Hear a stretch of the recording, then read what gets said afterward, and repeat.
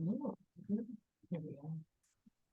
Right, so welcome everybody to the Met PGA's Winter Education Series presentation. Today's topic is going to be creating an environment for women's golf at your club to thrive. My name is Monique Thorez. I'm the Director of Instruction at Quaker Ridge Golf Club. I'm also a member of the Section Education Committee. So thanks everybody for being here today. Big thank you, as always, to our staff, our incredible staff at the Met PGA, Caitlin, Emily, Jared, everybody on staff. You guys make us look fantastic. So thank you so much for that. I'm really, really excited today to hear from our presenters, Amber and Alexis today. And I think what excites me the most about it is how absolutely pumped they are to share with us their experiences and their insights with all of us. The topic of women's golf programming has definitely been tackled before. I've been to some things in the Met section and nationally with it. So I know this is something that's been talked about before, but the passion that Amber and Alexis have for this topic is super, super impressive. They've both put a lot of time and effort into what they're going to share with us today. I've been involved on the back end as they've been creating their outline and presentation. And seeing how much care they've put into this, I know that you're going to be really impressed with what they've got for you today. There's a lot to cover. They've got 6 big topics laid out for us, but I also know that they really welcome your participation, your questions, your any suggestions you may have of things that you may use at your own club. So please feel free to drop that in the chat and we'll monitor that. Amber Richardson. I have known Amber Richardson since before she was Amber Richardson. We've known each other a long time. We played a lot of competitive golf together in the section in New England, down in Florida. And she's been a very good friend for a long time. So Amber's been working in the golf business for over 20 years. She's been a PGA member since 2011. She has worked in the New England, New Jersey, South Florida, and metropolitan sections. Throughout her career, she's been an assistant golf professional whose focus has been instruction, women's programming, and event coordination. Prior to working in golf, she played collegiately at Savannah College of Art and Design, and she played professionally on the Durham Ed Futures Tour and the Florida Suncoast Tour. Amber has a wealth of knowledge on working on various women's golf communities at her clubs, building instructional programming to service a wide range of players and navigating the ups and downs of that come with growing golf. Alexis Rios, this is a super fun one for me. I've also known Alexis for what I'm guessing is about 3/4 of her life. You know, I've known her a long time. I was fortunate enough to be one of the people who got Alexis started in golf many, many years ago. It's been an absolute thrill to watch her grow in the game and grow as now a professional.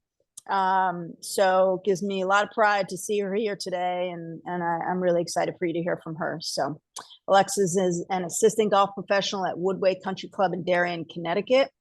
She manages the ladies 18 and 9-hole associations in addition to teaching individual lessons, clinics, and tournament operations. She's been involved with the Women's Metropolitan Golf Association, helping to grow the game of women's golf, as well as assisting with the WMGA's Girls to the Tee initiative. Alexis grew up in Rye, New York, playing golf and competing on the national stage. A competitor by nature, her passion for the game drove her to become a starter all 4 seasons on the Towson University's Division I golf team, women's golf team. Her love for golf only grew stronger as she entered the PGA program, and she's now working as an assistant golf professional. I can't wait to see what she does with the rest of her career. So I'll turn the stage over to you guys. I know you've got an amazing presentation for us. I'll work with the staff and navigate any incoming questions as they show up. So take it away, guys. Thank you, Monique. Thank you for everyone attending. First off, we'd like to thank the Education Committee, Nick Wan, Monique Thorez, Kevin Sprecher, and Cody Smith for having us present today. And we're just really excited to share what we've done at our clubs with our programming, and then how you can make your women's golf thrive at your facilities.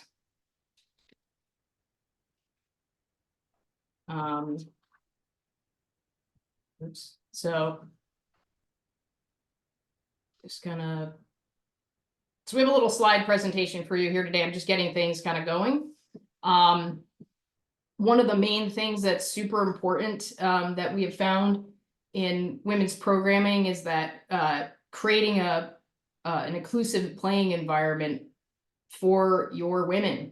And at Burning Tree and Woodway, we have an opening cocktail reception that has become very successful at both of our clubs. And we're just going to discuss, you know, kind of what goes into the evening and kind of kicking off the season for our women golfers at both our facilities. Yeah, so at Woodway, this is our first event usually of the season. It's an evening cocktail party in which we extend an invitation to all of our female members, hoping that we see some new faces, and then of course we see some returning faces as well. It's a really fun night. For us, we always have it a theme. Theme is really big for women's golf. They really seem to enjoy their themed events, Yep. which we will get into a little bit later. But one of the things that we do at Woodway that makes our opening cocktail party so much fun is that we have some games to kick off the season. We have a putting contest, a little bit of a chipping contest. We have a game that I really like. We do our front nine roll the dice game. So you're rolling a dice to see what score you'll get on the front nine at Woodway. But it's a really fun event. It's great for us pros because we get to walk around and talk to some of the ladies, see how their winters were, what have they been up to, get to introduce ourselves to anyone new that we may not know. And then our head pro, Michael Crawford, will discuss the fun events that we have going on this season. We'll have our women's chairs get up and speak a little bit about what will be going on as well. It's one of my favorite events. I love being able to catch up with my members. And it's a great way to introduce, if you have anyone new on staff, it's a really great way for your new staff to get to know the women's associations. And I know Burning Tree does the same thing as well. Yep, we started with this event. We've been doing it for about 2 years. And it really kind of bridges the gap. We open up to all women members at the club, so it's not just golfers. I would say the biggest success coming out of us having this cocktail party the last couple of years is to see the participation from tennis, and how more tennis players are entering and being getting more involved with golf. Whether they're aging out of tennis or they're empty nesters, they're just looking for more to do at the club. So they know a lot of golfers, and so they go to their friends, they tag along with their friends at this cocktail party, and they get to see, it's a great night because they get to see what's offered as far as event wise for the season. Todd, our head professional, will talk about the upcoming tournament season. They get to be face to face with the women's committee.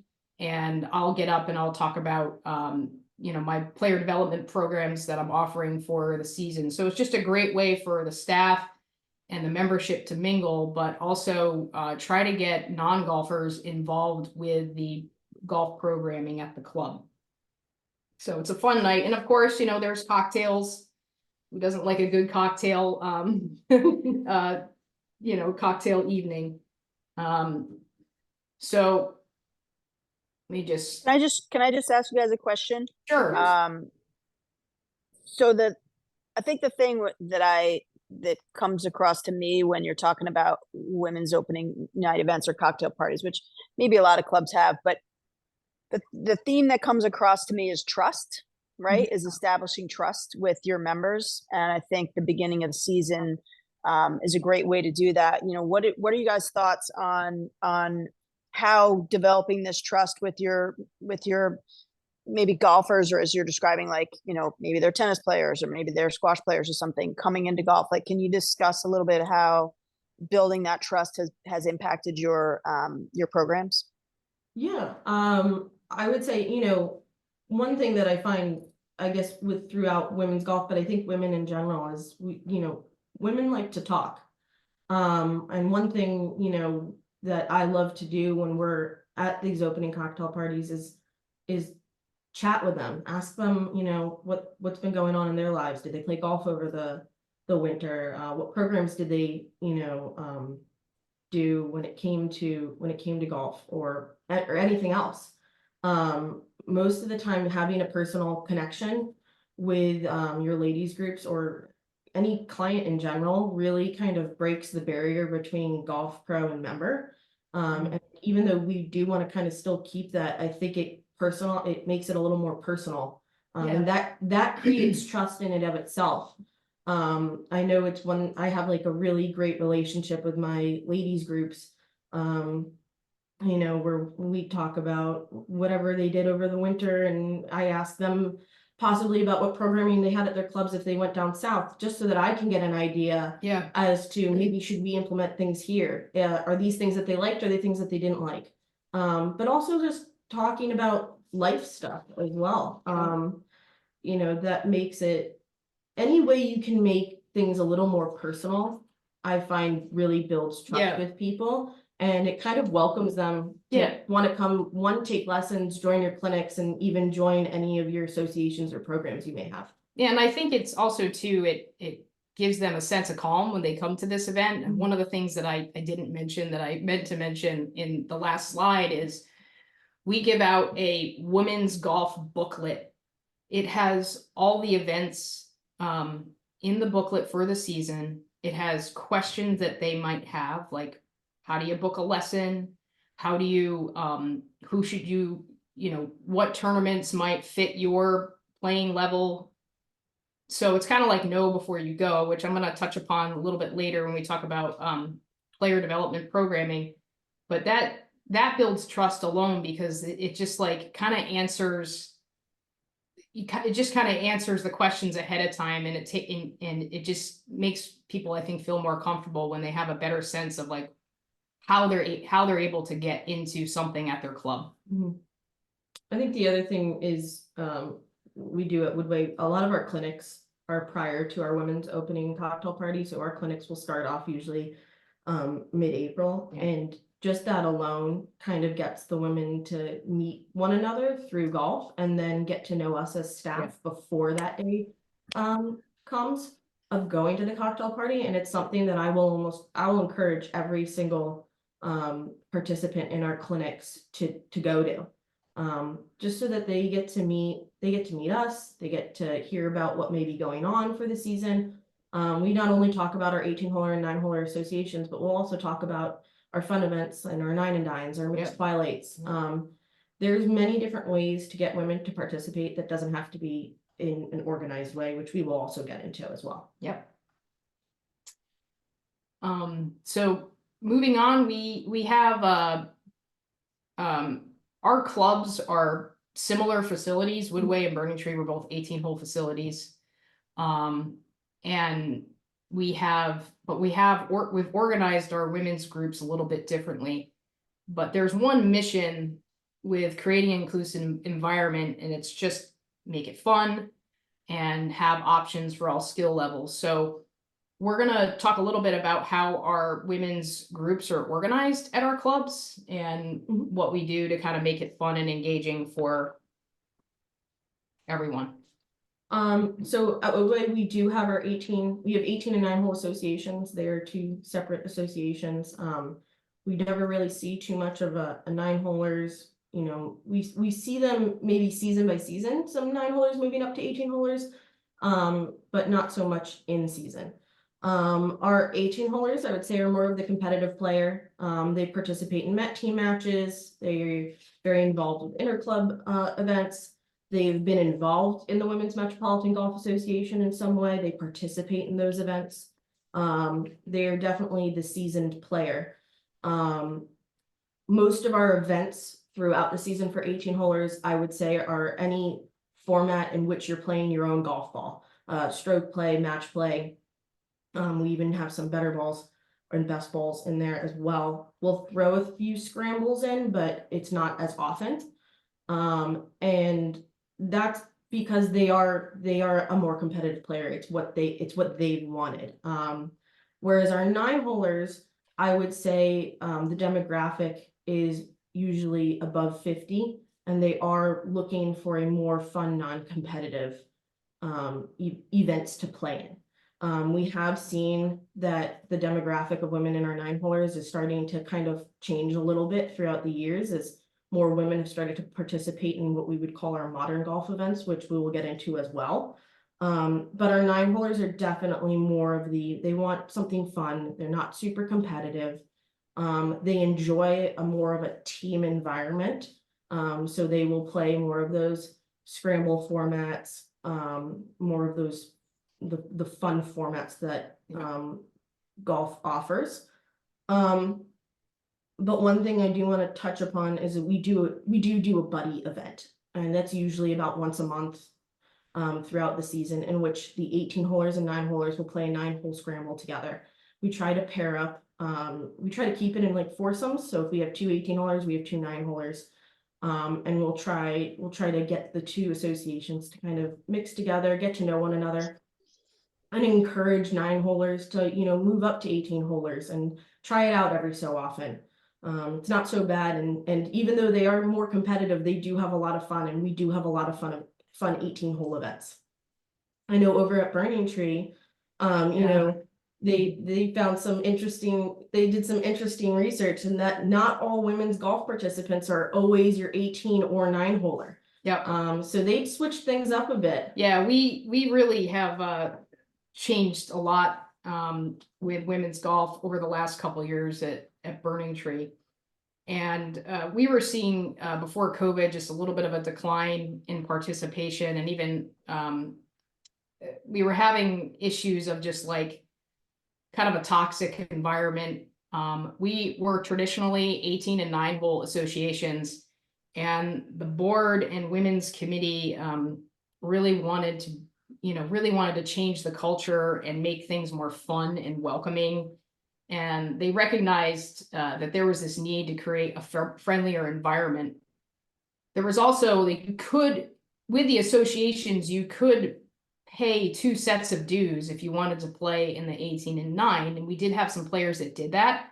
But when they did that, they were still told like, oh, you're a 9-holer, you shouldn't be playing in the 18, or you're an 18-holer and you can't be playing 9 holes. So the message was, we want a friendlier environment, so we're going to shake things up a bit. And so the club decided to eliminate the associations, roll in the fee structure into regular membership dues, and women could cross over into 18 if they wanted to. A 9-holer, could play an 18 could play a 9, because what was happening is we saw participation in golf across the board for women was the highest it had ever been, but they just weren't playing in the organized, structured 18-hole and 9-hole events.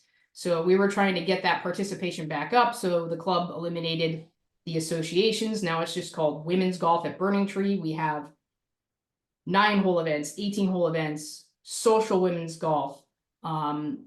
So it's really, we've had some people, of course, there's always pushback. Change is really hard. Things were this way for a really long time, but we're seeing more crossover, kind of a little bit more from 18-holers now going down into playing 9-hole events, because they have friends that invite them into the member tournament, where before they'd be like, oh no, I can't play in that because I'm not a 9-holer.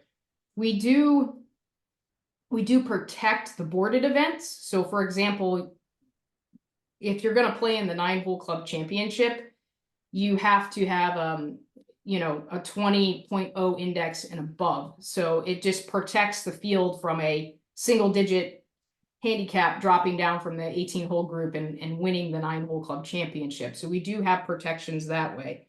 But in general, we're seeing more crossover and just more women playing golf. And like our 9-hole group, it's a very mixed and varied age group now, but we have, for regular play days, we have 30 to 30 plus participants just on casual play days, and our tournament participation in that is kind of going through the roof. I mean, it's sometimes 40 participants in those major events or above, 40 to 60. But this is kind of leads to our next thing. The more fun and social it is, the seems like that's really what's driving participation. And we're seeing that especially with what Alexis and I kind of call our modern golf events. It's just kind of where golf is going, as much as, as golf pros, sometimes we feel like golf is getting, these events are getting further and further away from what golf actually is.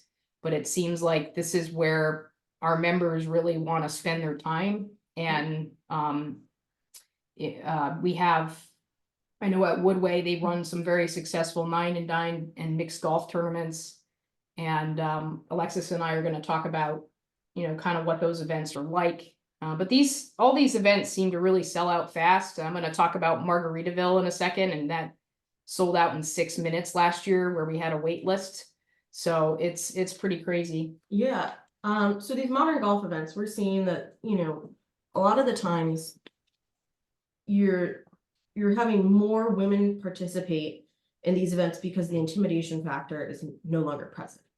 I think a lot of the times we kind of pigeonhole ourselves and look at 18-hole and 9-hole associations and who's playing on ladies' day and in women's events specifically, and not looking at the bigger picture of, a lot of the times, even though on, Tuesday and Wednesday are 18-holers and our 9-holers day, but in the afternoons, we're getting groups of women going out to play for fun. And those women are still included in the women's golf demographic, in that number of women's golf participation. And with that, we have 9 and 9s. Those are specifically for women. And then we have our mixed twilights. Our mixed twilight is always a very popular event. Yes, it sells out super quickly. You can almost guarantee there's going to be several phone calls that day of wanting to sign up, or when can I sign up? And they are themed. We love our themes. Members love a good Yeah. theme, and it makes it a lot of fun. Once again, it's taking away an intimidation factor that most women, I believe, when there's a themed event, they know that it's not going to be And I super think you can serious. look at these mixed events. They're like a feeder program to the rest of your women's golf. And what I mean by that is, for a lot of the women that participate in these types of events, it's the first time they're being introduced to the game. And so they're like, oh, this is really fun. Who wants to get into something that's makes them miserable? So these first experiences are very positive. And that's kind of how you get your golfer hooked now. And, they're going to want to go out and, participate and play more golf with their family. So these mixed events are really kind of what I think drives a lot of participation and getting more women playing at your club. Yeah. So Do you guys, can I ask a quick question? Do Sure. you guys get pushback?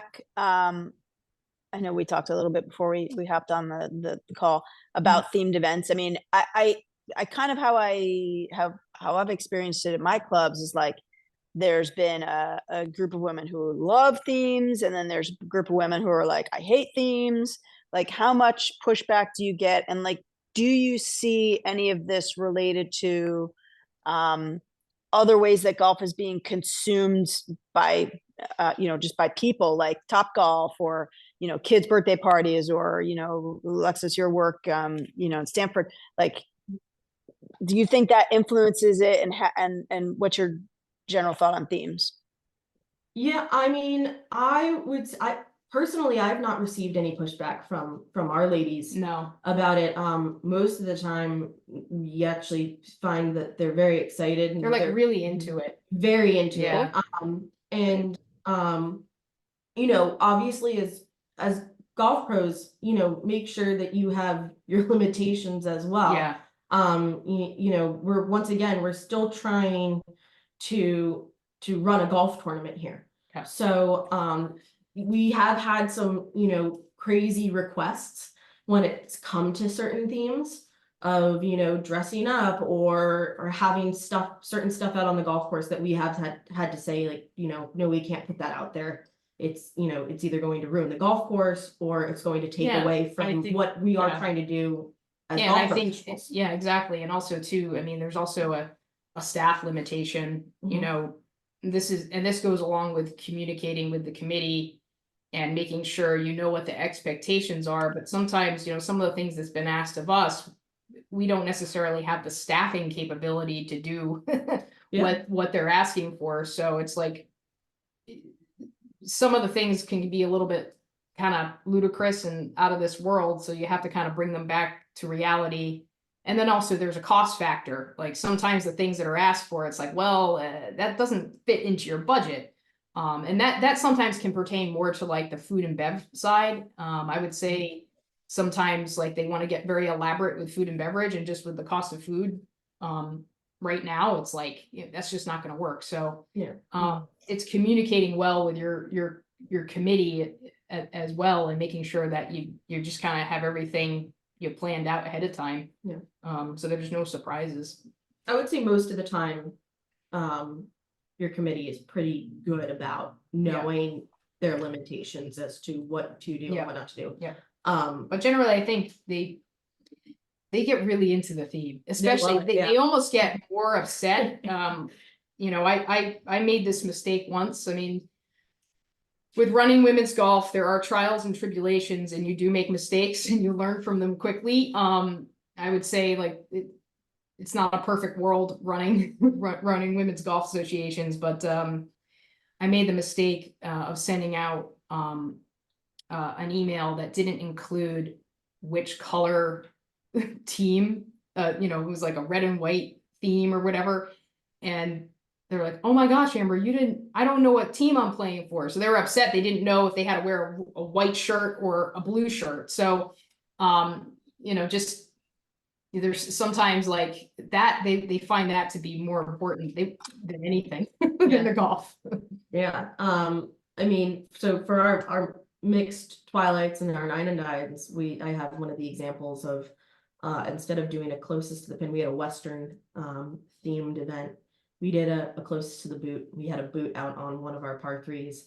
We've done celebrity shots from our staff. It's really great because it gets the staff involved. So that's always a lot of fun. So we had one of our assistants was on the first tee hitting drives, and the group had the choice to take our drive and play it, or they could have used their own. And then of course there's always cocktails, and our food and beverage do a really great job of creating a themed cocktail for the evening. They'll set up a nice kind of bar outside of our golf shop, and then sometimes you get golf carts. Yes, Decorating decorating carts. golf carts. That's where we're going next. It's all about the cart decorating.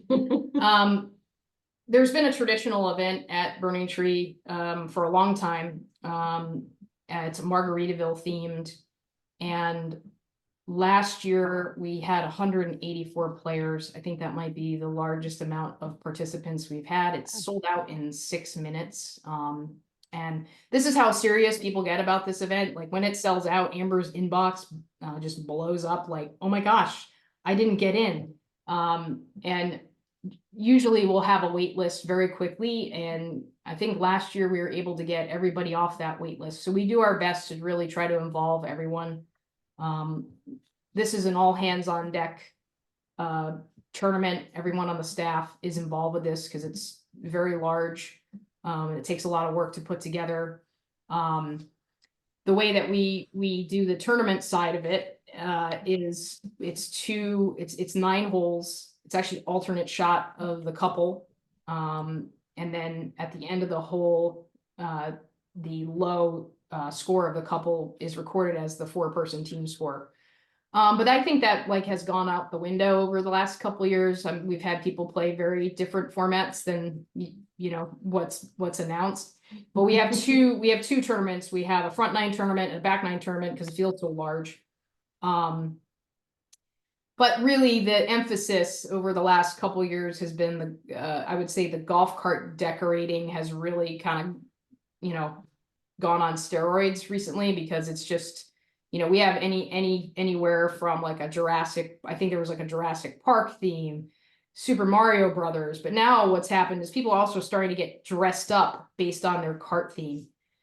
And so I think what's really, what I really want to get across here is that a lot of my new women golfers come from the fact is that they've participated in Margaritaville for the first time.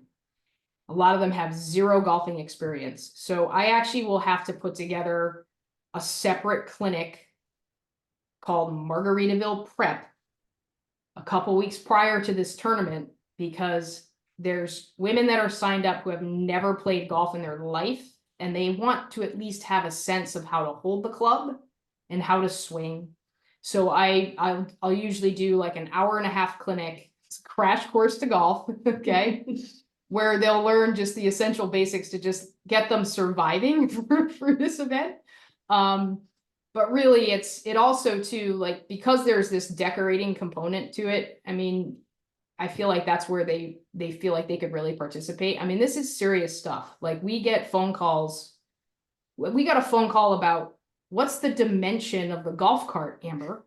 Can you go measure the cart so I can figure out how I can decorate it? So those are the phone calls we get geared towards this event. So like you can visualize Amber going out and measuring the dimensions of the cart. Yep.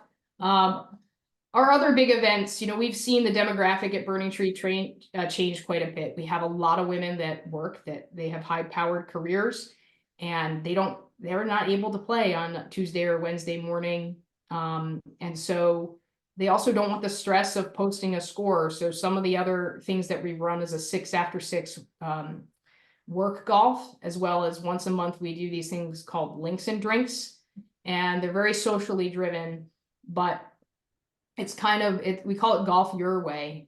There's no scoring by the professional staff. It's very low key. They can sign up in foursomes, and they can choose to play either a one best ball or a scramble or just play. It's golf their way. A lot of these golfers are rolling out of their car. They have no time to warm up. So the last thing they want is the stress of like, oh my gosh, I got to play in a league and I gotta post a score. So it's just more opportunity to get women out playing during the week. And we just try to make it really fun. And again, like Elmo, what's the format? A lot of them forget it. So yeah, and I actually, you had shared the 6 after 6 idea with me a few years ago, and I promptly adopted it myself when I was at Appomattox, and it became one of the most popular women's events because, as you say, it was totally casual. I had 2 rules. My rules were no scorecards and no euphemism, no cranky people. No cranky people were allowed. You could only come if you wanted to have fun. It drove revenue to the clubhouse because most of them would stay and play, and so you would say come and play. We had to say 6:30 because women were getting off the train in Rye and coming. But it was a fantastic idea, and I definitely got that from you. So I think your vision of creating something that is less rules oriented, golf your way, make it all inclusive. And that's the hook for getting people in. So fantastic idea. And I think that what's come of this too is that our more kind of serious 18-hole players, they also play in 6 after 6. And they'll say stuff to me like, Amber, I met so-and-so playing last night in a scramble, and I didn't even know she was a member. Who are these people? I said, these people are ones that can't regularly play on Tuesdays, but they're women golfers at our club. And I said, they play a lot, but they're just they're not able to play in that organized stuff right now. Maybe down the line when they're heading towards retirement, or they're able to take, a Tuesday morning off or a Wednesday morning off. But I think it's opening the eyes of some of our members saying, oh my gosh, there's a lot of women at our club that play. And like, that's potential down the road for growing our 18-hole group or playing on Met teams someday. So it just really kind of connects members that weren't getting connected before and playing golf more golf. It goes back to looking at your playing as a whole. Not so much as those organizations or the associations, but who's playing on, on the days that aren't your designated ladies' days. And creating something that's going to be feasible for them to participate in. Because you don't want to forget about those members. They want to still participate as well in some capacity. And a lot of the times, like we've said, we find that you'll have, someone who works until 6 o'clock and they're like, well, I can't participate on Tuesdays and Wednesdays. What can I participate in? Well, you can participate in the 9 and 9. Yeah. Those are in the evenings. Those are fun. Participate in 6 after 6. Yep. Links and drinks. And even some of the clinics that we will have as well, which we'll touch on. And these casual things they help with the confidence level. I've had many people say to me, I'm too intimidated to play in the 9-hole group. And our 9-hole group was always traditionally, fairly beginner, or, I bounce around. I play golf for 12 years and then I didn't play, and then I'm back and I'm playing with the 9-hole. So that was like a beginner group, but there's women that are afraid to play in that because there's an intimidation factor there. So what's the feeder to that? Well, is it 3 holes? Like we've done 3, we let this 6 after 6, we tell some groups, if you feel like playing 3 holes, play 3 holes. It's like whatever you want to do. And that just kind of helps build the confidence up. I had this one golfer, she started with 3 holes. She'd go out on the golf course when it was quiet, and then she built up the 3 holes. Then she met a friend who was out there. I guess play was slow, and she had met someone out there, and that woman generally plays 9 holes, and that woman's like, come play 9 holes with me. So she just started to increase the amount of holes that she was playing, and then got the confidence enough by the end of the season to play a 9-hole closing day. So it's just like building that confidence level that they can do it. They can get out there and do it. And a scramble format is a great way to learn, because it just takes the pressure off of having to hit every shot perfect. So one of the other things, go ahead, Monique, I'm sorry. Sorry, I just want to share, I don't know if Craig Thomas is on. We at Quaker, we pretty much took this idea from him, but we had something called Monopoly Day. And maybe other people do it as well, but basically it was like a 2v2 skins game is what it was. We gave them Monopoly money and they had to like figure out who won the hole. And we did initially get a little bit of pushback from some of our like serious competitive golfers, and they were like, what's this like Monopoly thing? And we had to explain, we're like, no, we're really trying to get other golfers, like not necessarily newer golfers, but like people who maybe don't play in events to come and play. And we're basically teaching them how a skins game works, like in a super fun way. And they were like, oh, okay. And then it was like super popular. So, I'm all for like, kind of, it's like feeding kids, like sneaking the vegetables in, like sneaking in ways to like, get them hooked on golf in a fun way. That's, these fun, but it's not so serious either, right? Like it's Monopoly money, so who cares? So, anything like that's awesome. Can work. I like that.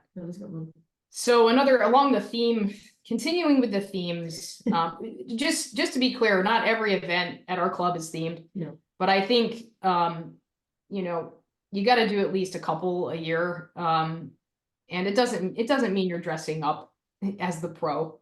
We don't do that at Birding Tree. We don't do it at Woodway either. But it's just more, it's more for the hard stop for me. Yeah, the more people are participating in the event. It was a big year last year because we generally have 2 big women's member guests. One is during the day. It's one best ball of 4, and it's in June. It's our Magnolia member guest, which we actually have we branded it. Our women's the woman that ran it, probably about 6 years ago, was like, we need to brand this event. So it's the same thing every year. And they look forward to it, and they dress in pink. But the big thing that changed this year is, and it was a big deal at the club, and it just kind of showed, the investment of the club and the commitment to women's golf from the club is that we had, for the first time, an afternoon member guest on a Friday, 1 o'clock shotgun. And they took over the club for the afternoon.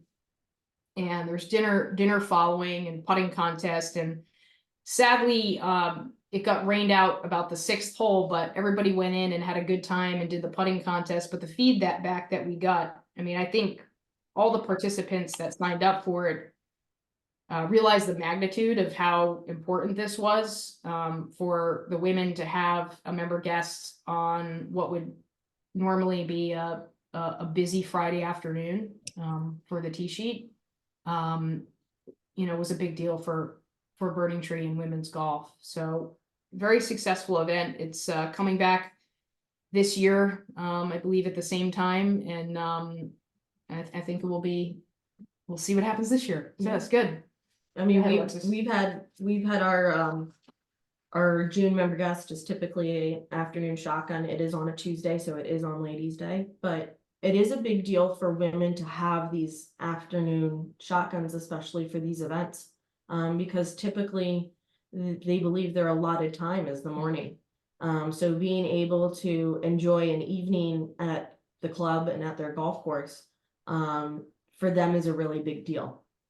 We have our 2 events that we did. Our themes change every year based upon what our committee decides that they want to do. This year I had the interesting task of doing a Tuscan harvest, which I kind of had to figure out what exactly that meant for us. But it ended up turning out to be a really fun event. We do some fun games out on the course as well. One of the things we did for Tuscan Harvest was we had these really nice wine baskets that are food and beverage designed, and we put them in bunkers. So we pick 2 of the toughest bunkers on our front 9 and the toughest bunkers on our back 9, and women get free relief from that bunker if they hit into it. Something that makes it a little more fun.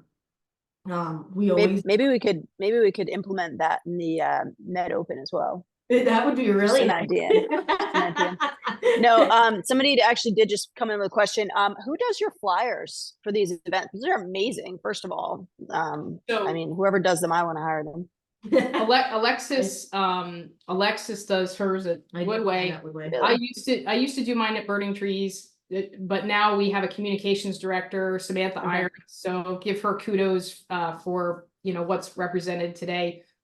Our tournament program has gotten so large at Burning Tree that there's a need for as golf pros, our time, we're getting pulled in so many directions. So now we have this communications director, which is very helpful in getting this promotional material out. And it allows us to be outside more, and allows us to be talking to members more. So it's really helped.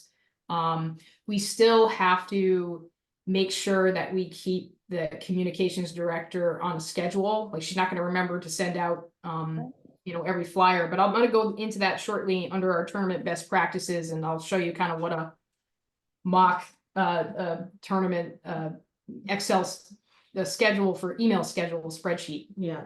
But I do the flyers for Woodway. I actually really enjoy doing them. I love getting a little creative with different ways that we can make them really fun, bright. Try to put as much information as possible into the flyer as well. But I think it's really important with like making sure all the information is on the flyer the best you can. You can see in this Magnolia flyer that year we were giving out FootJoy shoes, and obviously there's a deadline that's associated with that. So we utilize Golf Genius, so we're able to send the link all inclusive in the email with the event flyer and with the deadlines provided that they need to get their order in by. Yeah. Yeah. But we'll kind of go into detail in our next few slides as to what goes into these flyers, organizing our tournaments, and making sure that everything goes on without a hitch. Yeah. So hold on one second. So our next thing we want to talk about is just kind of the nuts and bolts, a little bit of what we find important when running an event, and communication is key. I heard this somewhere a long time ago that prior preparation prevents poor performance. And so I really believe in, if you're able to get done more before the event itself is basically just going to run itself. It's going to be on autopilot. But you need to be very specific and clear and consistent in what you email out to your membership. And on the consistency side of it, for example, if 18-hole day is on Tuesday, I would always be very consistent in sending out the pairings on Sunday afternoon. And so they're used to getting the email on the same day. Same thing with tournament results, right after the event, post the credits right after the event. And the other thing is just be a good note taker. I generally keep back 2 to 3 years of records for each tournament, including the scorecards, just so that if I'm ever, if I was in a committee meeting and someone said, oh, we didn't do that for that event, I can go back into my file and say, well, actually we did. So it's just a way to kind of back everything up with facts, no guessing. Mhm. And Alexis, do you want to add anything on Yeah. that? One thing that, I always do is I always make sure that I'm copied on every email that I send out as well. Just because we've had, some women say, well, that email wasn't sent out. Yeah. I never got that sign up. And I can go back and, I have a copy of it as well. So that I can show them like, yes, this email was sent out. Always have a record of conversations, things like that. These are just best practices to have when you're speaking with either any committees that you may be working with, especially with events, just so that, if it ever does come up of, did we send that out? Or when will that be sent out? Or do we have, the right amount of prizes for the event, and who are we giving the prizes to? You'll see in the next few slides that Amber and I's kind of notes for each event that we've had and some examples of the things that we've done in order to make sure that there always is a track record of some Yeah. kind. And the thing I love about Golf Genius is that you can see how many times someone has, if they've received the email, if they've opened the email. We also, in our club system, when our mass emails go out, there's a way that we can check if someone received it, if they've opened it. We had a situation where we had a particular member tell us, I haven't been getting the email about the favor for the member guest. Kept saying this. Not only did she get it, she also opened it 8 times. So like at that point, it's like, well, I don't know how to help you, but I don't know. Yeah, it's just a good way to have those backups, and kind of alleviate some stress for you as the golf pro, to just say, hey, well, yeah, you did get this email and you also opened it. Oh yeah, I did get that. So Yeah, any form of a record is records are always good. Records are so good. This is just an example on the left of what our event email schedule looks like that I've sent off to the communication director. Just kind of like email needs to be sent by. We go a month out and then 3 weeks out, I think 2 weeks out, and then like a week out for event flyers. She just schedules it that way. And then one of the things I will do, the Friday before, let's say an upcoming event, I will send out an email to all the participants, or out to the membership, women's members, and it will have the roster of who's signed up, because sometimes we have issues of someone thinks they signed up, they didn't hit the confirm button, and they're actually not in the event. So they're used to seeing that email on the Friday, so they're okay. I'm not signed up for the upcoming tournament on Tuesday, so it's a way to kind of fix any mistakes and not have someone arrive on a Tuesday morning that thought they were registered.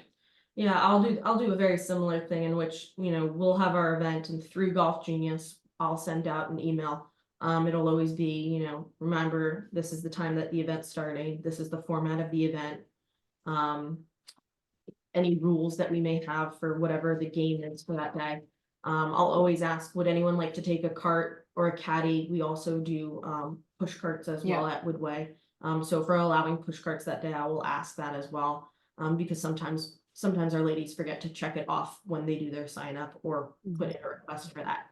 And those emails, so they'll send that email out usually on a Friday or a Saturday with the hopes that everyone will respond to me before Sunday evening, so that way I can let our starter know, you know, who will be taking a cart, who has a caddy Yeah. request. But you can also see that I have my own little tournament checklist, as well. This one, for example, is from our 9-holer guest day last June. I have our theme. Our committee came up with some fun little taglines that they wanted to have in the flyer, so we did those. I have the shotgun, the format, how we were doing prizes. Were we doing just low net? Were we going to do just low gross? Were we going to do both? So we were doing both. And then I also have our on-course contests as well. Yeah. Sorry, everybody. Okay. So the best part, pairings requests. and Pairing toxic requests. participants.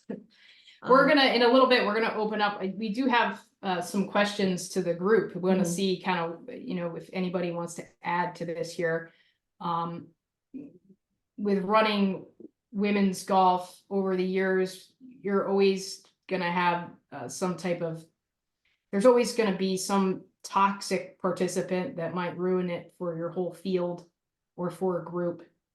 And I'm gonna go into that in a second, but as far as pairings requests at Woodway and Burning Tree, we just say no requests for big events. I mean, on their casual play days, they can make their own groups. But it was getting to the point over the years where like I would get so many pairing requests that I almost like had golfers that I had no one to pair them with because they just were requesting their same friends every week. And with the change in how we're trying to make women's golf more inclusive and get women meeting more women, playing in the same group every week is just not going to work. So sometimes, you know, it depends on the situation. Like if we have a new golfer, it's best to probably put them with someone they do know. But if you're seeing that the same consistent players every week want to be paired in, let's say your big, I don't know, one of your big tournaments, it's might be time to mix it up a little bit. Yeah, I would say in our bigger events at Woodway, such as our club championship, we also do a Woodway Cup, which is a season-long match play, team match play event. You know, those events, obviously, you're not going to be able to request your pairing, or who you play with, because those are going to be based off either score or handicap. We also did away with requests this past year. We were trying to create a more inclusive environment, as Amber said, so it was very successful. Typically our participation for 18-holers is usually 15 to 25 a week, and then for our 9-holers is 10 to 15. So you can see that, you know, sometimes you're going to be repeating pairings. You will have friends that are going to ask to play together, and there are some times where you know, we'll allow it to happen just because there's only so many different ways throughout the season to pair people up. I'll keep a record of pairings from each week to make sure that I kind of rearrange everyone a little bit so that they're playing with someone new. I do keep a list, because you always are going to have some people who are, I do not want to play with her. We do not get along. You don't want to create any toxic environments out on the golf course. And you also want everyone to have fun. So obviously putting people together whose personalities may just not mesh well, it's never really a great idea. So, one of the things that, we want to make a big theme across this entire presentation is listen, ask, converse. If someone has played with someone and they weren't really happy with the pairing, or, or they loved the pairing and they had a great time, listen to them, ask them questions about how their round were and how things went, and then have a conversation about how can we make it better, or is this something that you'd like to see every week? Be very proactive. And then the last thing is have a presence on the golf course as well. If you're running your women's events, make sure that you're seen out on the golf course.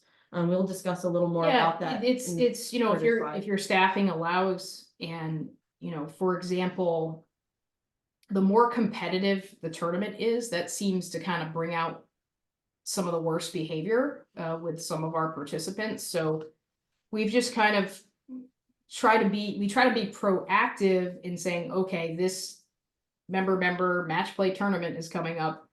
Got to have a little bigger presence on the golf course to try to alleviate any issues. And generally some of these issues come up because of rules issues. So if you're out there on the golf course, you're able to kind of deal with that ruling quicker, and it kind of prevents what I call the chatter and also people berating other golfers that they don't know the rules. And from experience, you know, we've had situations where we've had groups just be adamant about, like, you're wrong about that rule. They berate them through the whole round, and ends up happening that they're both wrong about the rule. So it's just like, you know, you have your rules police out there sometimes, and then generally they're wrong. So just the more proactive you can be and be on the golf course during those bigger tournaments, like Women's Club Championship or a match play event, I think you'll kind of diffuse a lot of the situations that could take place. And also too, what Alexis was saying about pairings, it's just kind of like keep notes and a little keep track of, like, maybe who plays nice with each other. You don't want to, I think it's us sometimes as golf professionals, very important to, like, protect. We don't want someone to have a bad experience, and we want them to come back. So the whole thing that we're trying to create at Burning Tree is inclusiveness and friendliness. So we're trying to eliminate a lot of these issues that can happen. Yeah, I mean, we have a great example. I had a woman actually two women who typically played together. They were 9-holers a few years ago. They moved up to 18-holers. I had this one woman who signed up at last minute to play in our weekly 18-hole event. She happened to have played Division I college golf. She's a single-digit handicap. But her personality and these two other ladies' personalities, I knew were going to be just the perfect combination. Yeah. So I put her in with these two ladies, and I get the phone call. I don't know if I can play with her. She's really, really good. I don't think we could do this. And I said, you're going to be just fine. I think you're going to have a great time. I think you may learn something from her because she is an experienced player. And it's always great to learn from the other people you're playing with. Not just from us, to learn from good players as well. I said, you're going to be just fine. You're going to have a lot of fun. They came in, they were laughing hysterically. They said they had the best time out on the golf course together. They did learn a lot about, course management and other aspects of the game. And the two ladies said to me, if you ever want me, I'll be paired up with her every week if we can. Yeah, we had a similar thing happen where I put kind of a newerish player playing like 2 years or so with our 9-hole club champion, and the new player just started panicking when she saw who she was paired with. And I said, it's going to be okay. You're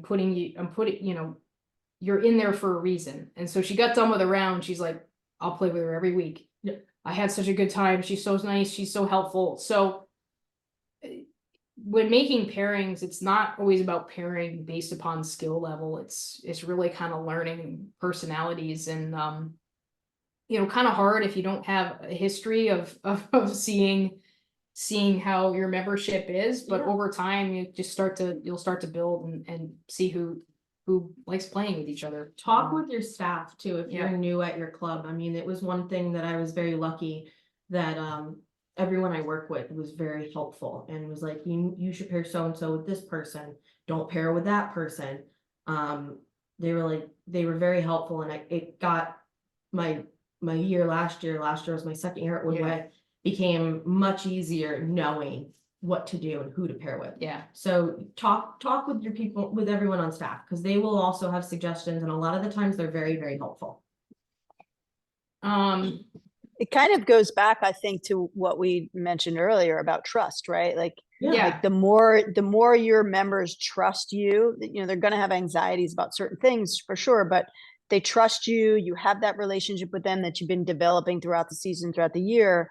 You can kind of edge people in certain directions. So I think that's great. I want to pop in with one question here from somebody who's on the Zoom. Question is, a particular event may be only 2 to 4.5 hours of play, but the details that you guys are talking about represent numerous hours per week with multiple emails, correspondence from participants, coordinating with other departments, etc.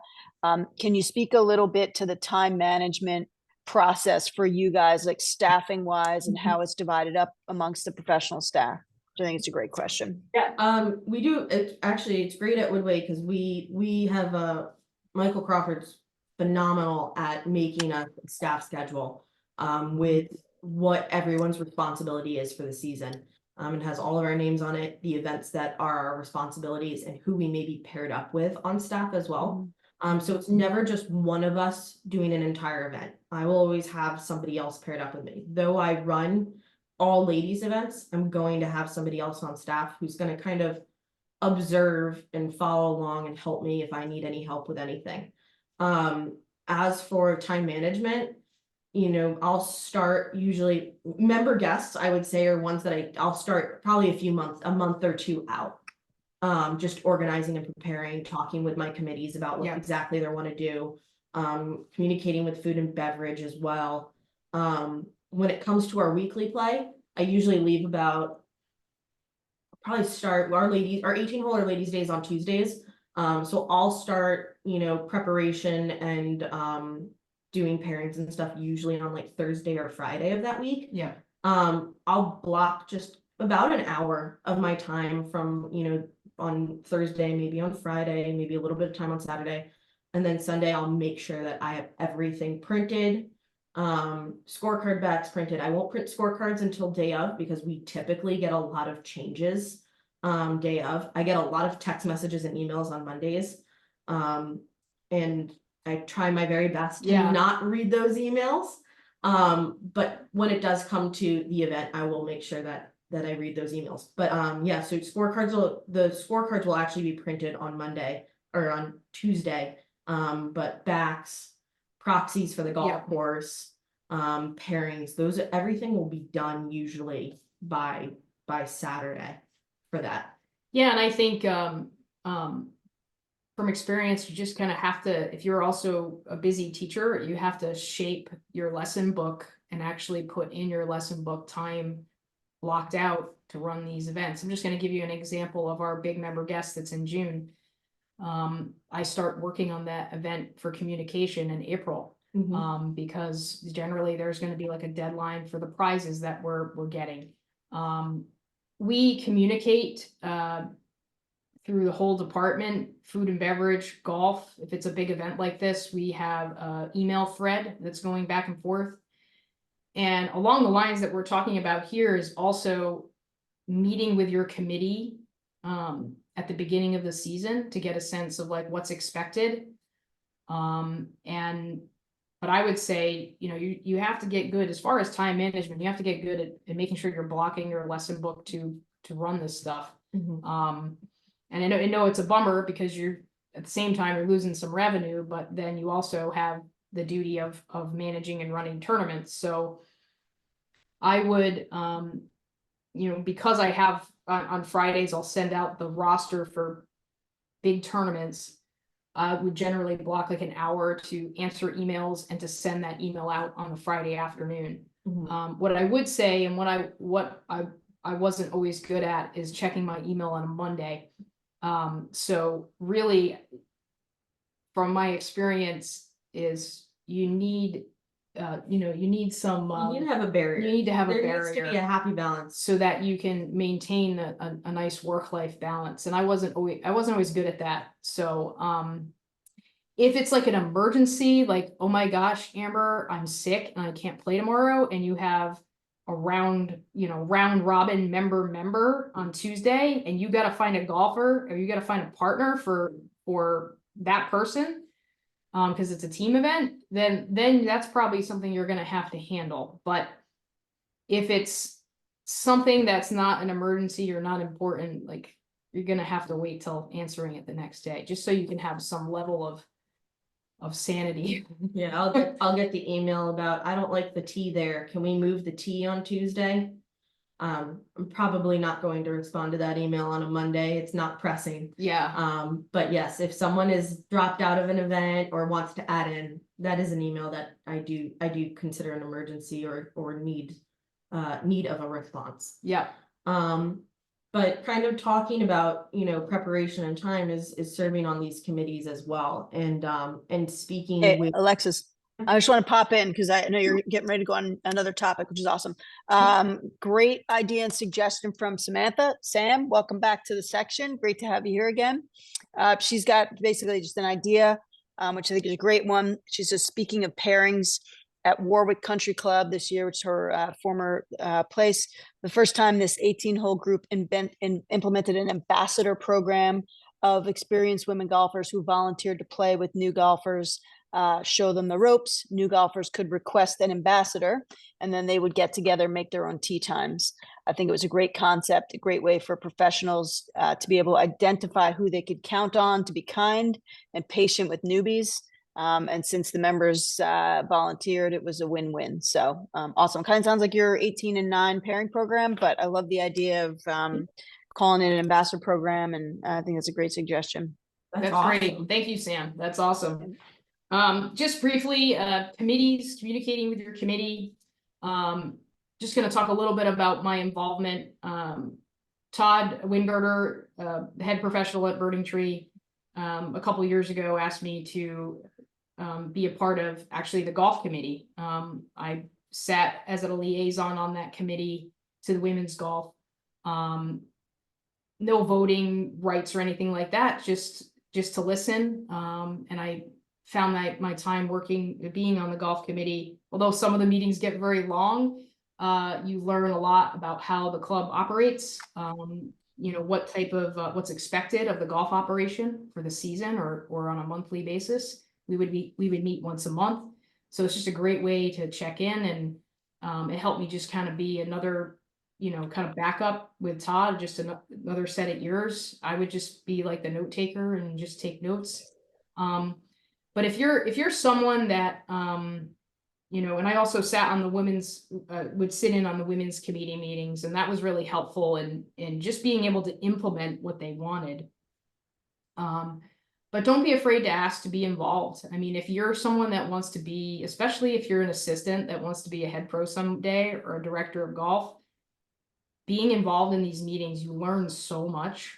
You learn how your head pro communicates with the membership. And I felt like I learned so much just in that sense, just how Todd communicates with the women, how he communicates with the men's committee. So it's just, if you're able to get a chance to sit in on a couple meetings, not necessarily golf committee, if you may not have that opportunity, but at least a women's committee meeting, you're going to learn a lot and take good notes. Yeah, I get to sit in on a few of our women's committee meetings, which at first was a little daunting, but it was very interesting to hear, and the feedback from the women, especially at the end of the season. What did they like? What didn't they like? These are the times to be a very good listener and may not talk as much. Yeah.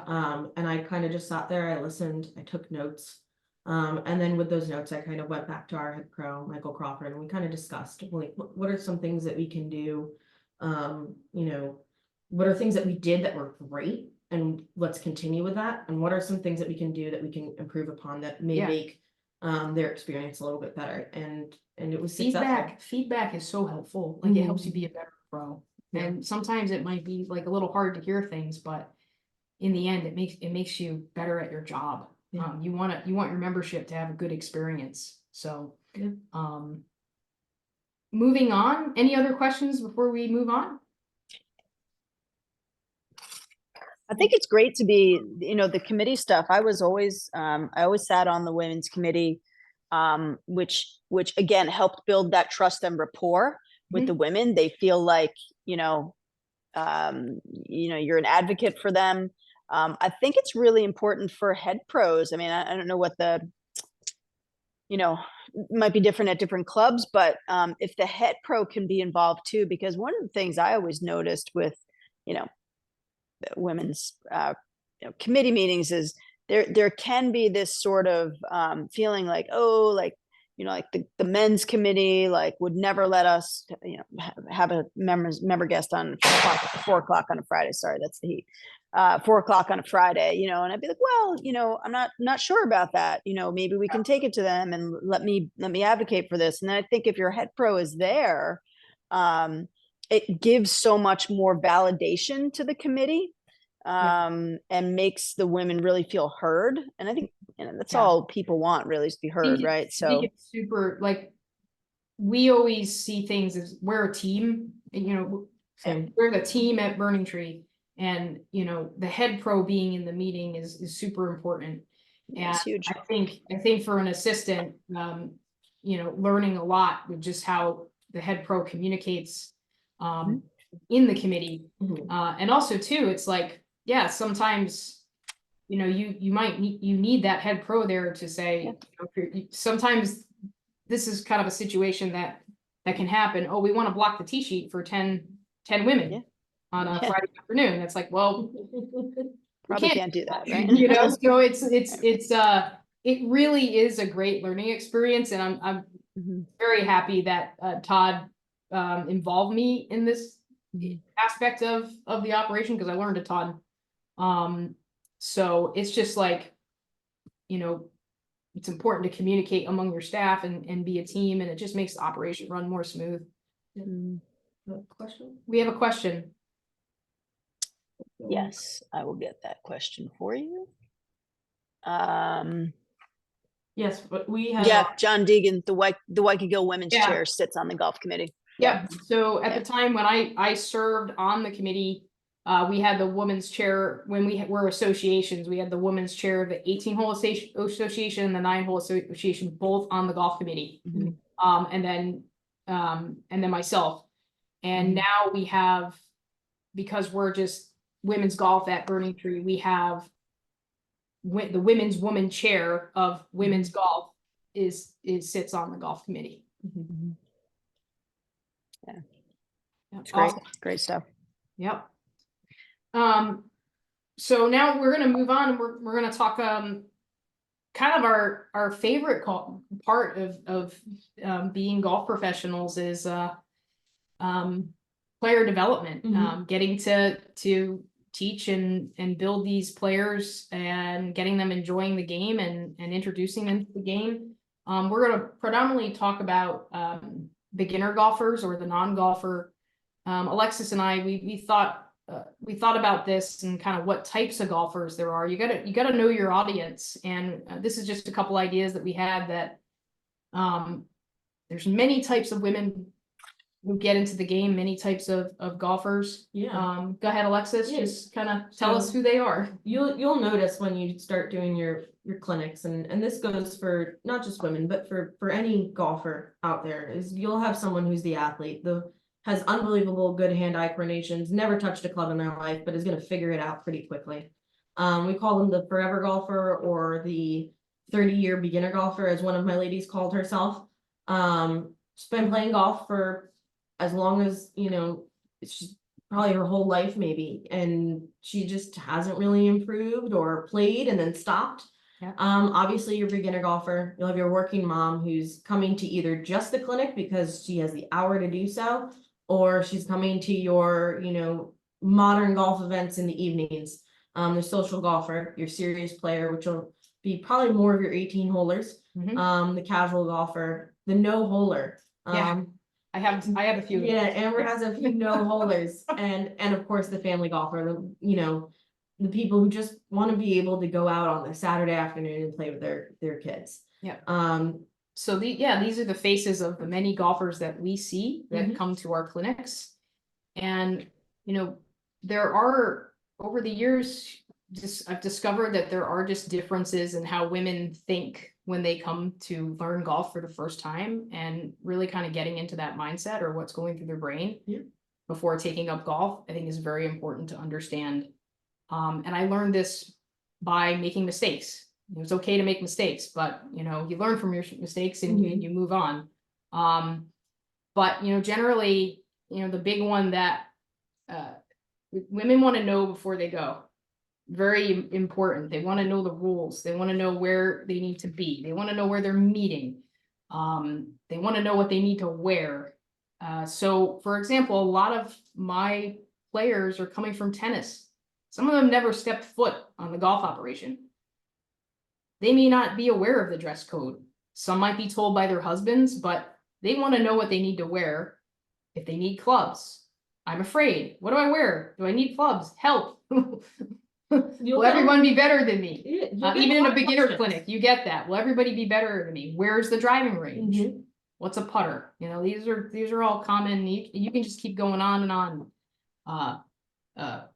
You know, this could go on forever. There's a lot of questions going through a lot of new players' minds. So we should never assume that what is second nature to us as golfers is second nature to our women students. It is up to us to guide them towards the type of golfer they want to be. We're here to teach their golf IQ.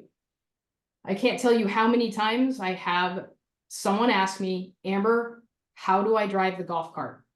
All right. And you think to yourself, you did drive here today to get here. So, but these are real questions. You can't laugh at them because they're serious about it. And so anything you can do to kind of alleviate the questions before you're holding your clinic, the better. It's going to make them calmer. They're going to feel like they know what they need to do before they arrive. So one of the things I've gotten better at over the years is sending a know before you go email. This will be like an introduction.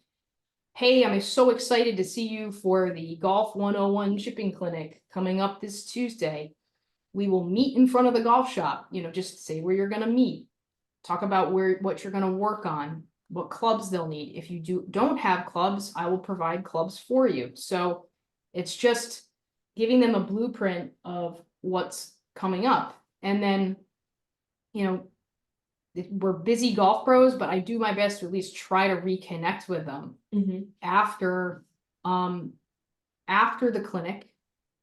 May not be like right after the clinic, but I try to say, it was great seeing everyone today. Looking forward to seeing you next week when we work on X. So Just an interesting statistic from the National Golf Foundation is of those who tried golf for the first time, only 27% continued to play.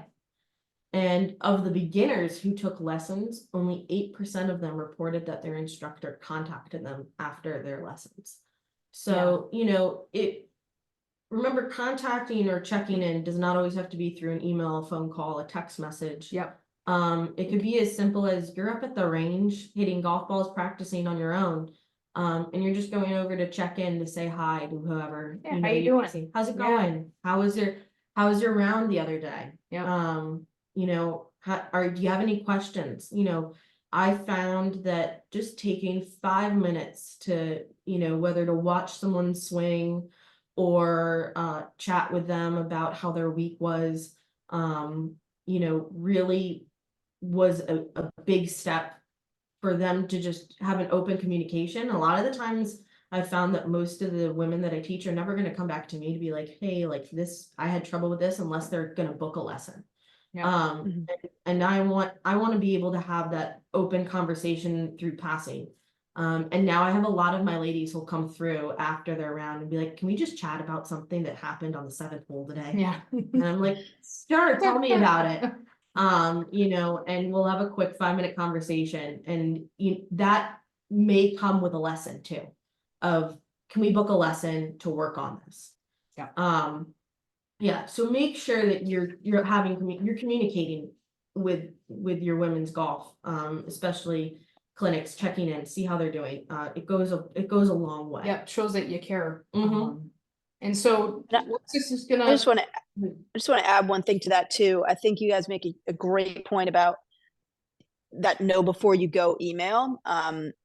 That's something I've started doing in recent years for any of my clinics. Number one, it alleviates the, you know, any potential confusion. But I also think too, and we've been having this conversation here about like emails and checking in and stuff like that. And it's like people don't read emails, right? So, you know, there's 5,000 emails in people's inbox, and, you know, we assume that when people book a lesson, they remember that they book a lesson, or they booked a clinic, they remember that they booked a clinic. Like, let's be honest, they don't. And everything from doctors' offices, everyone is sending these reminder texts and emails, and it's a fact of life now that we have to send those things. And Yeah. or you get no-shows sometimes, right? I don't know about you, but time is money, and like, I don't want any no-shows. So like, I'm gonna email people before, or text people before. And I think, Alexis, that stat about beginner golfers and people not contacting pros not contacting people after a lesson, like, no wonder people don't come back, right? Like, So reading that on the that's National unbelievable. Golf Foundation actually just like it blew my mind. I was like, really? Right. It's that right there. To me is we could be doing better. Like, there's people that want to learn golf, and then they get left behind. A lot of the So- time they're intimidated. Yeah. They don't know how to approach, us as pros when it comes to asking a question. I'm finding it right now in the winter time when I'm teaching a few juniors, and they're really good. And they all have my cell phone number. I've told them, shoot me a text if you're out practicing and have a question. Don't be shy.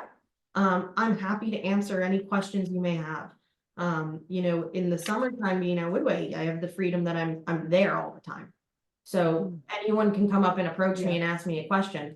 And creating that relationship of making your students and clients comfortable to come up to ask you questions is super important, and brings back a lot of golfers as well. Yeah, and I'm just gonna make this one point before we move on. Just for a new golfer, just to like show up on property is a big deal. Yep. A new woman player, they feel very intimidated. The setting of like alleviating any of the stress of like, where do I need to go, helps, because just the fact that they showed up and they arrived on property is a huge deal for some of them. So I know that sounds silly, but it's definitely the truth. Kind of what I've learned over the years is that there's a huge intimidation factor when picking up the game and getting to your club for the first time for golf. So Alexis is just going to talk a little bit about, how she engages this kind of group of women that we're talking about, with some of her social clinics and on-course clinics. Yeah, we have a great team at Woodway, and I'm very lucky about that we are able to run some really awesome clinics. We do a spring clinic. We have them like, I think twice a week, 2 times a day. And then we have our cocktails and clinics in the summertime, which is usually at 5:30. And then we have our fall clinics. We always do this as a team. It's a lot of fun to be able to work with your other assistants when you do these clinics. But one of the things that I make sure, we go over in the very first session of all of the clinics is I ask all my ladies, whether I know them or not, how many of you have played golf before or know anything about golf? A lot of them are like, well, I participated last year, but I don't really remember. And that's totally okay. So in that, I'll get a lot of questions of like, what is an iron? What is a putter? When do I use the drive? Like when I love my driver, the driver is the only club I know. Do I only use that on a tee box? What is a tee box? Yeah. What are the parts of the golf course? What are the That's parts a of the golf huge course? one. What is that area over there with the green and sand around it? Well, that's your short game area. And we'll take them over there at some point in time within our clinics. But I'll explain the different areas of the golf course, the different practice areas, what you can do, what you can't do. And then we'll talk briefly about, about going out onto the golf course, and we'll talk about a lot about our women's programs as well. Always going over the basics of golf swing in the first clinic is something I do. I'll reiterate it usually at the beginning of every one of my clinics, throughout the season. I'll go over grip, stance, setup, and basic golf swing techniques. The one thing, is I try to make this as lighthearted and fun as possible. When going over grip, I basically tell most of my women, there's really no wrong way to grip a golf club. If you want to interlock, overlap, 10-finger, baseball grip, whatever you want to do, and you can play that way if you want. A lot of times they're having their, significant others, husbands, whomever, kids tell them, no, you have to interlock, no, you have to overlap. And they're like, I don't like doing that. I've actually discovered that a few of them who've been playing golf righty are not righty golfers. They're lefties. And they only played righty because they're using their husband's clubs, which is the reason why I bring a full bag of the latest and greatest Yeah. golf clubs to our clinic.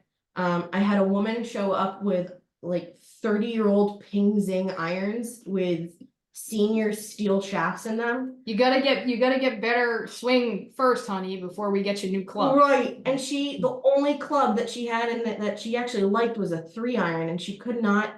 I don't know why she liked the 3-iron, but she couldn't get it off the ground. I handed her a ladies 7-iron, and she hit it so far. She's like, why didn't I do this before? It ended up leading to her coming to get a fitting, which we'll talk about that as well. So I'll have those clinics, which I would say are my beginner intermediate clinics. And then one thing that we did this past year, which was a lot of fun for me, was we did an 18 holers clinic. It was a 3-series clinic. It was really in depth, really about the specific shots on the golf course. I did a wedge school on which I went over, what happens if your ball rolls through the green, is just off the back and buried in the rough. How do I hit that shot? How do I hit a flop shot over a bunker? Why do I have so many different wedges? A lot of our 18 holers only used one wedge. And so we went over the different wedges and what to use them for and how to use them and how you could get really creative. We also did stuff. We went to the range in which I told them, this is the time to ask me any questions you want. Big questions we were asked were about gaining club head speed and distance. And so we discussed that a little bit. And then my last day, we went out on the golf course and everything was situational, from how to hit a fairway bunker shot to how to punch out from under a tree, to course management specifically on Woodway's golf course. It was very successful, and I was asked to do more of Yeah, that I think throughout the season. it's like knowing how to hit shots on the course, like where to apply what you're learning. I feel like teaching women, it's like super important to introduce them to the golf course as soon as possible. Give them, and I'm gonna go into that in a second. Anything else, Alexis, you want to share? I would just say, make sure, one thing that I like to do is everything is very lighthearted.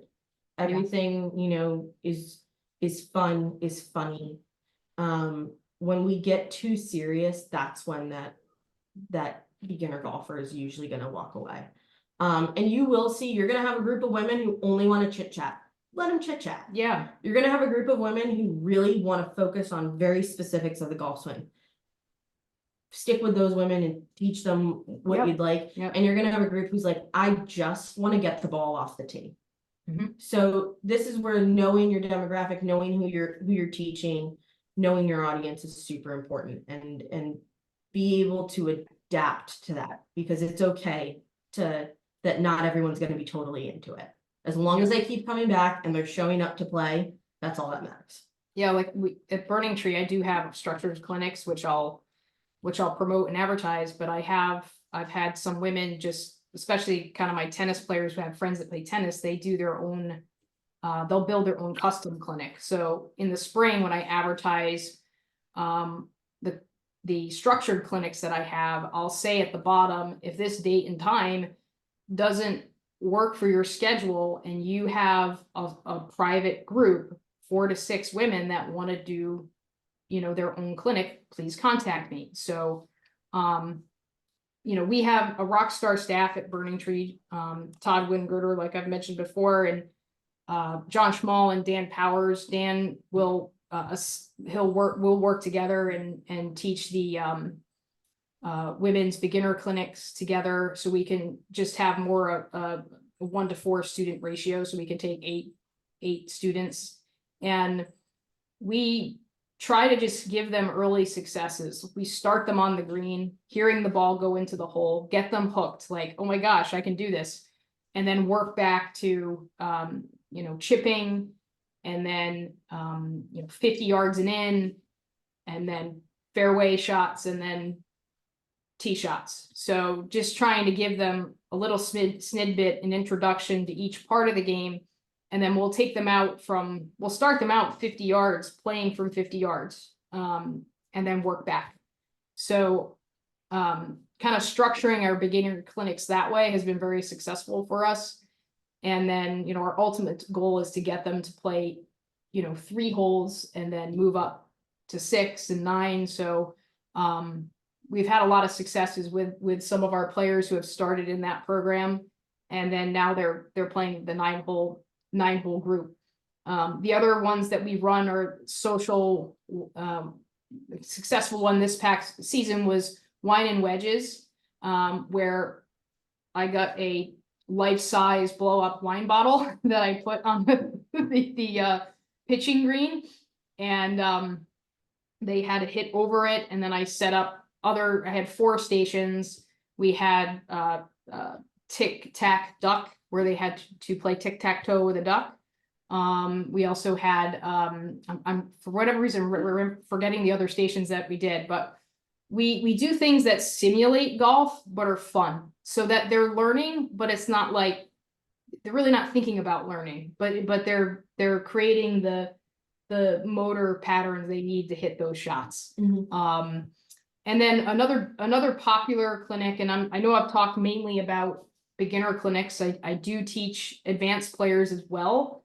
And the most successful clinics recently that I've been doing over the last couple of years are Met team clinics in the spring for our women who are on the Met team, getting them prepared to play match play.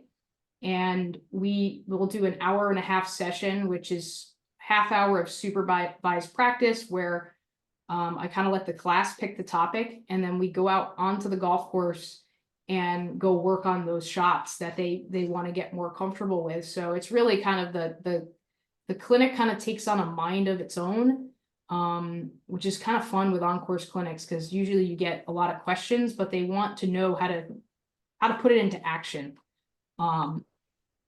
So again, we're trying to have offerings for all type of skill levels. You don't want to leave anybody out. Like, we're not trying to forget the more competitive golfer at Burning Tree. We're just giving golfers more access to their golf course with some structured tournaments, but also some, relaxed events as well. Any questions before we move on to like the last half of this presentation? I think we're good. Okay. Keep it coming. Alexis and I, we've thought a lot about this, like our coaching beliefs over the last couple months when we started thinking about the presentation, and we kind of have 3 beliefs when coaching. Alexis is gonna so one of the big things is be a cheerleader. You want to be as encouraging as possible when it comes to teaching beginner golfers, even the more experienced golfers. We all know that it's very hard to pick this sport up. It's not an easy one. And it does take time. It's something I reiterate to just about everyone. The other thing is you want to be a great listener and communicator. I think our lessons, sometimes you become a therapist. Yeah, we do a lot of listening. I've had quite a few women who scheduled an hour lesson, and half an hour of my lesson is them venting to me about, whether it be their day or their round of golf from this past week. And the other half is, okay, let's come up with a game plan and work on it. And lastly is be a chameleon. And this one I actually took from Fair Game podcast with Ellen Soresco and Liz Breed. It's a really phenomenal. If you get a chance, listen to that podcast, that episode of that podcast. They interview. They talk a lot about women's golf, where it's heading, from both the competitive side of things, as both of them are phenomenal players. But also in how they're implementing their own teaching styles into and what they mean about being a chameleon is just adapting to the person that's in front of you, being able to read their body language.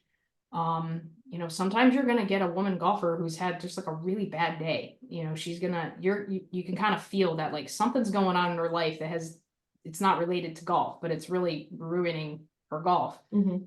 Kind of the other thing that sometimes I have happen at work is we have a very busy driving range and it's a little bit small, and it gets very busy. And if you bring a new golfer onto that range, you can see them literally, like, they'll tighten up, like they're just feel Mhm. so self-conscious. So like maybe that's not I've learned that that's not necessarily the place to start a beginner. So I Mhm. take them down. Luckily we have a little short game area, and I'll take them down to the short game area and introduce them to what they need. So it's like reading the person in front of you. I think what makes being an instructor so hard sometimes, and it can be a little bit exhausting, Yeah.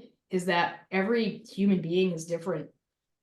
And they are human beings. So we have to remember that, we wake up every day, we feel different. We may Mhm. not have the same swing we had yesterday. So it's just learning to like structure the lesson based on what that person needs, and also asking questions and Mhm. listening. It's one of the first things that you're Yeah. taught in the PGA program, which, is ask, what kind of learner are you? Yeah, do you have any injuries? Yeah. And finding out what kind of learner, your student is super helpful. I mean, I have one person who's unbelievably mechanical, that all he wants to know is about different positions in his swing and wants videos and photos and lines drawn, and and I have someone else who is like, if I can't feel it, I can't do it. Yeah. Um And there's some people, they don't Mhm. want their swings videoed. They just Yeah. don't want to see themselves. Mhm. There's a lot of women that are self-conscious about that. I'll say, are you okay if I video you? No, I never want to see myself in space, Amber. Please don't do that. So then you have to figure out a different way to teach them. So it's just getting a sense of, another example is, make sure you're asking these questions. I mean, they could be playing in a tournament the next day, and it might not be the time to really go into a swing change at that point in time. So it's just like reading what the student needs. Another element that we come across with working with women is club fitting. And I know at this point, club manufacturing companies are really changing. There's more offerings for women. The technology's changing. Clubs for women are just getting better. And Alexis and I will still see, like this picture here, they're playing with her husband's 3-iron. And, I hate to say it, I do get some, spouses who are like, no, my wife's swing just it's got to get perfect before, she doesn't need new clubs. She just her swing needs to be better. And then when you put these clubs in their hand, it's like night and day. They're like, oh my gosh, I can actually play. But at Woodway, they do some great things with how they get their women's product out there front and center. So Alexis is just going to tell us a little bit about that. Yeah, what's great about our shop, one, you have to walk through it in order to get to our men's and women's locker room. So one thing that we have basically in almost every entrance and in the middle of our golf shop is we have all of our ladies sets that are for sale. They are smack in the middle of the ladies clothing section, so you cannot miss it. You have to walk by and you have to see it. The other thing is all of our demo clubs are right in front of the counter. You also cannot walk past it without seeing all of them. And when you exit our golf shop, our fitting carts are all there with the latest and greatest. And around the entire shop, there's those golf clubs everywhere. So everything is unbelievably visible. There is no excuse for anyone to come up to me and go, well, I didn't see that you have women's clubs. They're right in front of you. They're right there. Whatever you would like to try, I have. And if I don't have it, I will make sure to get it. Yeah. Yeah, the sales reps or the fitting reps are really good with that kind of stuff. Like if we're missing a 7-wood, tailor-made 7-wood demo, they're good at letting us at least borrow that for like a little while and then returning it if we don't have, if it's not in our demo sets. Yeah, and another thing that we do at Woodway, which is a lot of fun, believe Michael Crawford came up with this one because this is a home run, is we do demo night rather than demo day. It'll usually start a little bit later in the afternoon where we shut down the range. We have all of our vendors show up. They set up tents on the range. We have food, we have drinks, we have music, and all of us staff are there. We're there to help out. We're there to have fun. It's a really fun night of trying out the latest and greatest in technology. I encourage all my women to go to that, especially if they are looking to possibly get new clubs. Because you're not just gonna hear it from me, and you're not just gonna hear it from whoever else is working in, who works at our facility. You're now going to hear it from the rep themselves of, Yeah. this is the club that you should be hitting. They have all the shafts and everything, so there's no questions asked as to, well, what else? It's right there in front of you. It's Yeah. a really fun night. It takes away the intimidation factor of a fitting. I think a lot of the time women get intimidated when you bring out the TrackMan or the flight Yeah. goat. They're like, what are you doing? And I've told them, I keep the iPad to myself. I only tell them distance numbers. I tell them nothing else. Yeah, and that can even if they sign up for a fitting, let's say on a fitting day, sometimes that whole element of the TrackMan's there. There's multiple people on the range hitting. It can be a very intimidating environment for some women. And so what we'll do at Burning Tree is on our fitting days, whether it's TaylorMade, Pay, and Callaway, we'll have someone on the staff to have a presence on the range so that they see a familiar face. They're not just there with the technician. They see a familiar face that they're used to seeing, and we assist in helping them. Like the last thing we want to happen, and this did happen unfortunately a few years back, where someone had a schedule fitting and they ended up leaving because people just walk-ins just showed up, and the focus of the fitter was on that walk-in versus the person that had the appointment. So just the staff having a presence there has been very helpful. Like John and myself, we're both on TaylorMade staff, so we'll definitely make sure we're there for TaylorMade fittings. Dan will handle Callaway, and Todd Payne, and we all will be depending on the manufacturer, we all try to sit in on them, but just be visible. And that kind of just leads to our next slide. Visibility is a big one as a golf professional. And I know we're all so busy, and I've had this happen to myself. When you have a busy tournament schedule, you tend to get stuck behind your desk and or emails. And it's just the nature of the business now. Like there's more time spent in the office. But try to do your best, even if it's for 10 minute segments. Like I learned this from Todd. It's like 10 minute practice. You go out and you practice for 10 minutes on one thing, and that usually will engage, you'll be talking to members on the range. They might ask some questions. It's also a great way so that you knock off some of the rust that you might have. Yeah. And one of the other things that's been successful over the years for me is I started doing at my beginning days at Burning Tree, I would do what we called lunch and learns, where I would have lunch with the ladies once a month. And this was for the 9-hole group. And I would pick a subject. For example, one time we were doing hazards for rulings, because 9-holers the beginner players have a lot of questions about what to do. And we just talked about the rules, and I would have a handout that they could all take home. And it's just a great way, again, like Monique was saying earlier, building trust. And then I think one of the other months we worked on, just chipping. They just had questions about chip shots. So we talked about that. We do play with the pro. Yeah, play with the pro is another great way to be visible. Yeah, we did play with the pro last year. We did it as signups rather than us just kind of going out and playing with members. And it was a lot of fun for us on staff to be able to go out and play with our members. Because now they're seeing us in kind of a different way. Yeah. We're not just here to run your tournaments and teach your clinics, but no, we play too. Yeah. We're lucky, a lot of us on staff at Woodway, we all played college golf, and we're all very competitive golfers. So we get a little competitive with one another out on the golf course as well. So it's nice when we get to go out and play with our members, and kind of get to show off, that, yeah, we're all pretty good here. I mean, so that's a lot of fun. We do a lot of practicing on the range too, which is great. If we don't have anything going on, Michael is has instilled in us, if you are not working on something, make sure you're out and about talking with people, be on the putting green practicing, be on the range.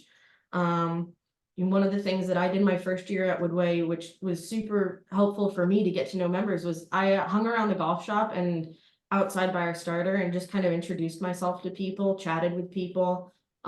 It made me visible not only for my female members, but are also for the men as well, and the juniors. So I was able to get to know people really quickly. It really helped with getting lessons as well, especially as a newer person.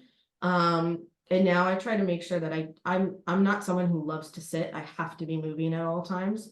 So I'm kind of all over the place. I like to be in the shop. I like to be outside. I'm at the bouncing around. range, Yeah. bounce around a little Yeah, bit. I know, like, the picture here in our slide, you know, it says ladies guest day. I mean, I've had that feeling in the past where I just want to hide under my desk, but, you know, it is an important part, especially if I feel like all of us were really kind of brought, you know, we enjoy this game because we like playing it. And, you know, one of our successful programs that we do at Burning Tree, to be more visible, is our Pro-Am series, and all the pros will sign up, you know, women will sign up with the pro that they want to, and we just, it's fun and competitive. We do it on separate days so that, you know, the pros aren't gone all in one day.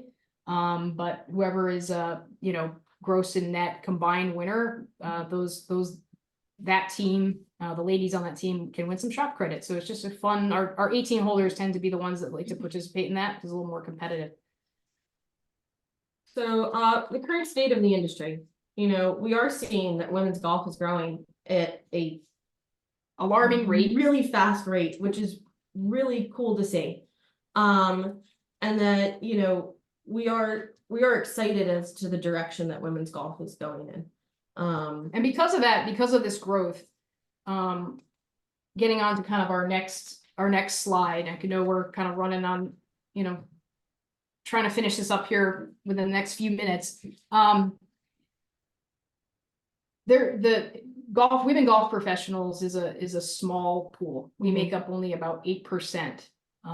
So we kind of hear this a lot, like, is your board or committee asking you to hire, to add a woman to your professional team? And the pool of women is pretty small in our industry. Yeah, it's not that you're not, you know, that no one wants to be working at these facilities. It's just that there's just so few of us. Yeah. You know, there are lots of female pros out there who are looking for jobs and want to be working at some great facilities. There's just not that many. Yeah. And though sometimes it may seem like it, you know, it's not. I was lucky enough that I got to go to some really cool networking meetings with Monique down at the PGA show. I didn't know too many female head golf professionals, and I was in a room with a lot of them. And as someone who is just starting their career, it's really cool to see where the direction that women's golf can go in. But some things that, you know, Amber and I have discussed are like reasons why we love where we work. Yep. What is it that, you know, attracted us to our clubs and to work for our head pros?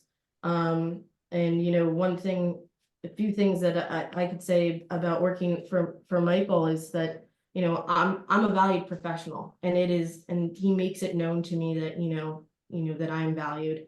But I'm also valued as a player. My identity originally, before getting into this business, was that I was trying to play professionally. I grew up playing competitive golf. Monique's known me from a very young age playing competitive golf.